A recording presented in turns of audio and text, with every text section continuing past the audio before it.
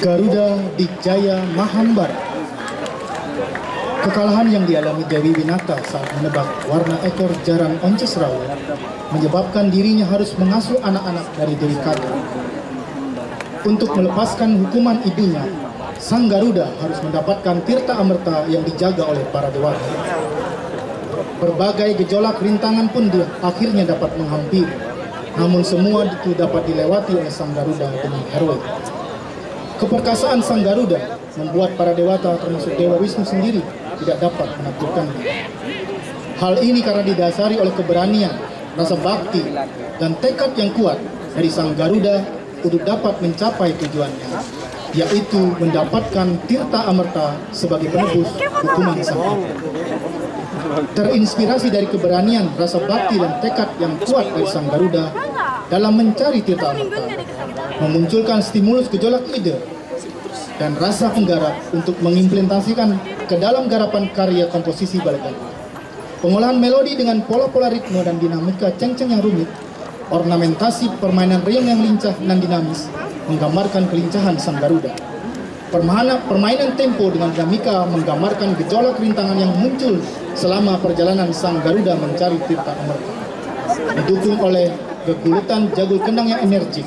Selain itu, teknik permainan gong dan kempur dengan pola disfungsi dan harmoni membuat karya Baleganjur ini memiliki nuansa kekinian, serta didukung oleh olah vokal dan gerak semi teatrikal dirasa sangat mampu menggambarkan kekuatan dan kegagahan Sang Garuda.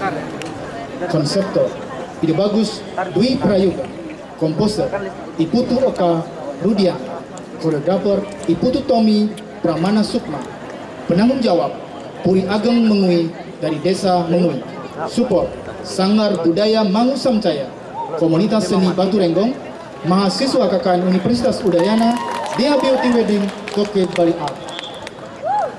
Hadirin yang sekalian, marilah kita saksikan peserta dengan nomor undi 13.